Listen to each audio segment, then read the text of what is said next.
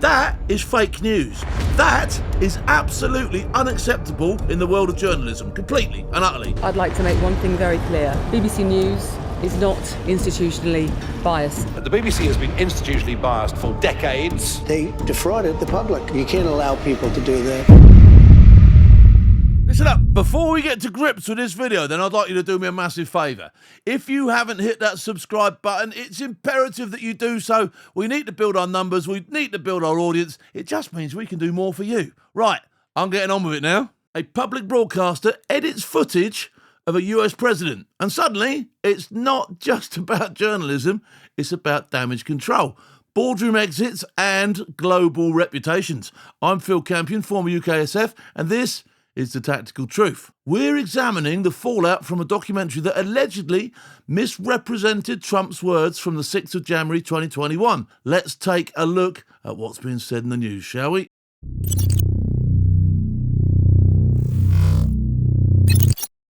I would like to say it has been the privilege of my career to serve as the CEO of BBC News. Deborah Turness, outgoing head of news, this morning insisted the BBC still had much to be proud of. Of course our journalists aren't corrupt.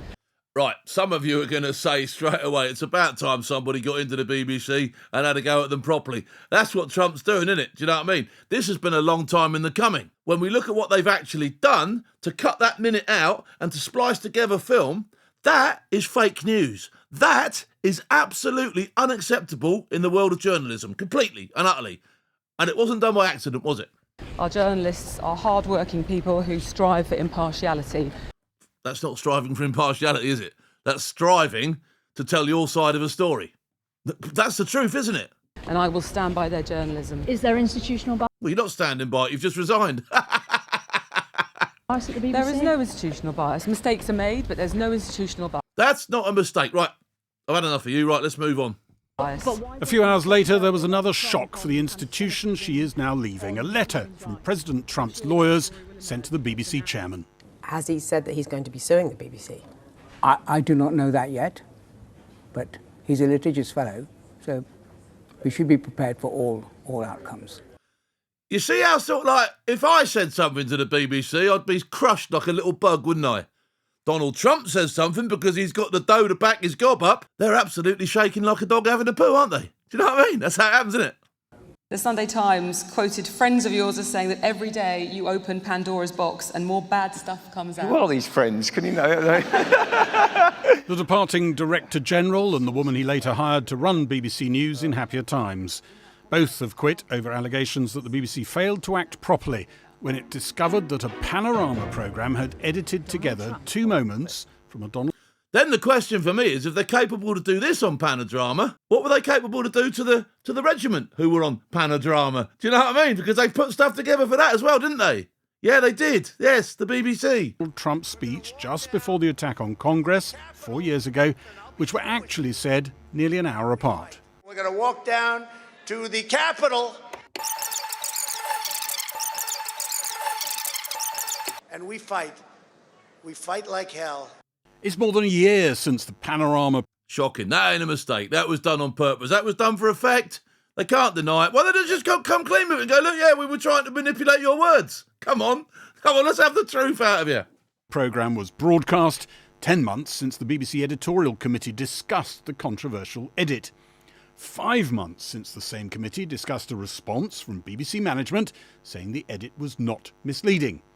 Not misleading, it completely changed the narrative of the whole piece.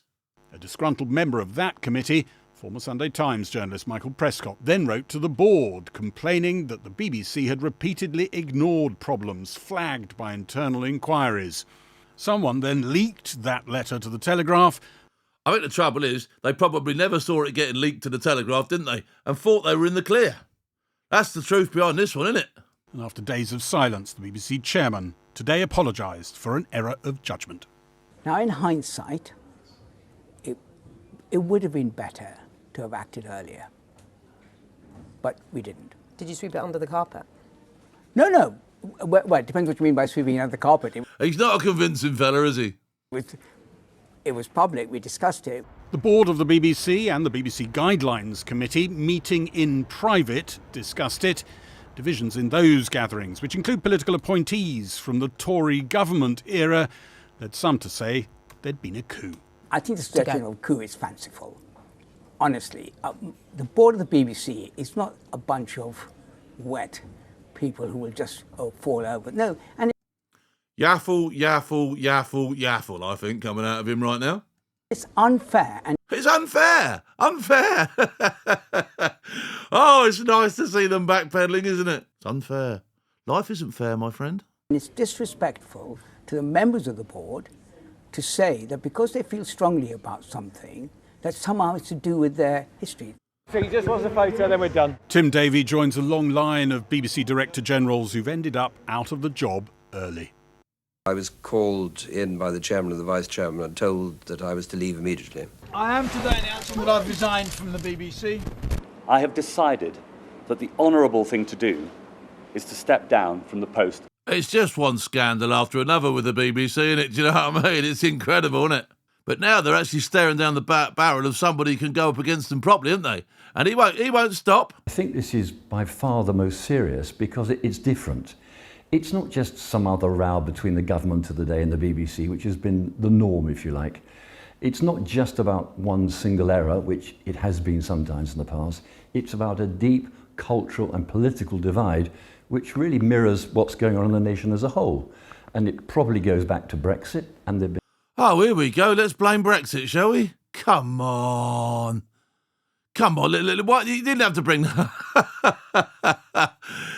It's a plain and simple. You've tried to manipulate the news. You've failed. You've been caught out. And now someone's coming after you. Come on, let's say it how it is. Let's call it right, shall we? And a series of issues since then where one part of the population...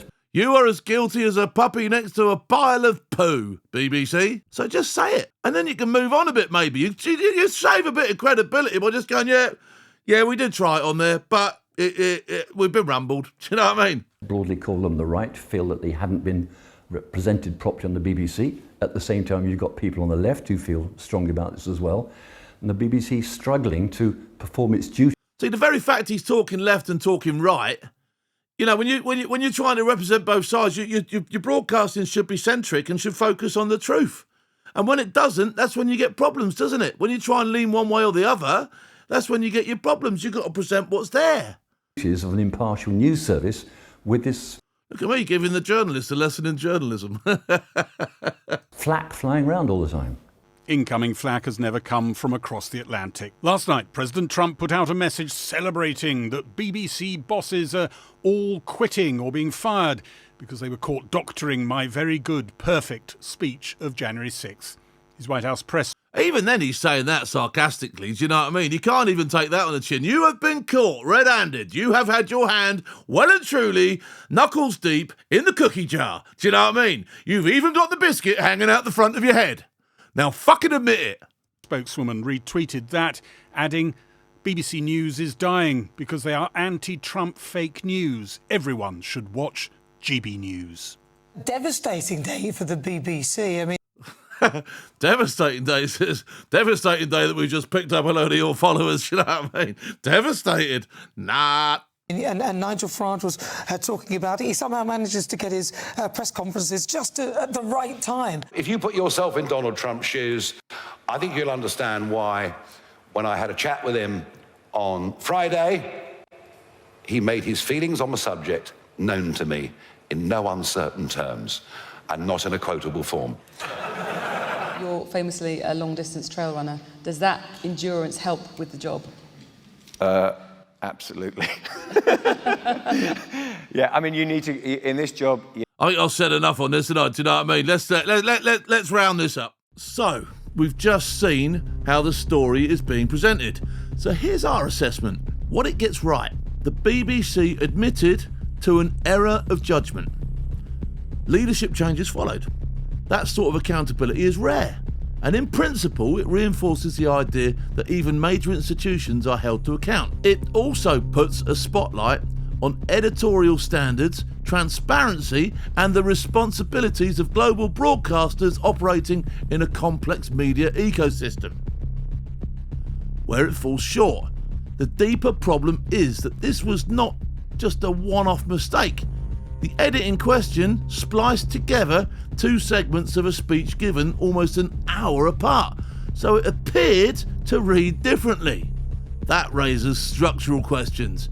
How tight are the editorial checks? And how much damage has been done to public trust? This was fake news. Also, the legal threat from Trump. 1 billion plus retraction demands. Maybe more theatre than substance, but the reputation cost to the BBC is already paid. And we know where they stand within the veteran community with the stuff they've been up to with this, that and the other, and the fake news they've created around the regiment, for example. So, why it matters strategically? From a cost-effective and strategic viewpoint, the BBC's licence fee, funding and charter model now face a stress test. If public trust collapses, funding becomes vulnerable, global reach shrinks, and internal culture is replaced by defensiveness, not investigation. For Trump and his ecosystem, this is the playbook in media pressure. Use legal threats, use reputation, force the institution to respond. That's cheaper and often more effective than direct action. It fits into the broader pattern of humanless tactics in influence operations. Lawfare, systematic reputational assault, narrative manipulation, all the good stuff. Practical lessons for leaders. Trust is fragile. One high-profile fail can undo decades of credibility. Institutions must not only get it right, but also be seen to get it right. A delayed or inadequate response compounds the damage. Legal and reputational risk must be treated as operational threats. The BBC now faces not just editorial reform, but potential litigation. For organisations working across borders and formats, understanding jurisdiction, digital reach, streaming rights is essential. Trump's legal team is already questioning jurisdiction in US courts. Media organisations must anticipate adversarial actions using transparency, editing micro-errors and leaks to weaponise oversight. That was a mouthful, wasn't it? The takeaway: this isn't just an editorial blunder, it's a question of power, influence and institutional survival. The BBC may survive the storm, but it's standing especially internationally among trust-conscious viewers. That's been damaged. For Trump and his network, even the threat of a lawsuit has real value. It forces responses, draws headlines and brands opponents. The tactical truth: in modern influence war, edits and lawfare matter just as much as tanks and drones. Institutions must accept accordingly. And if you want to get the live updates on this one, here and the conversations we can't discuss openly, join our membership for just 16 pence a day on Force TV Plus.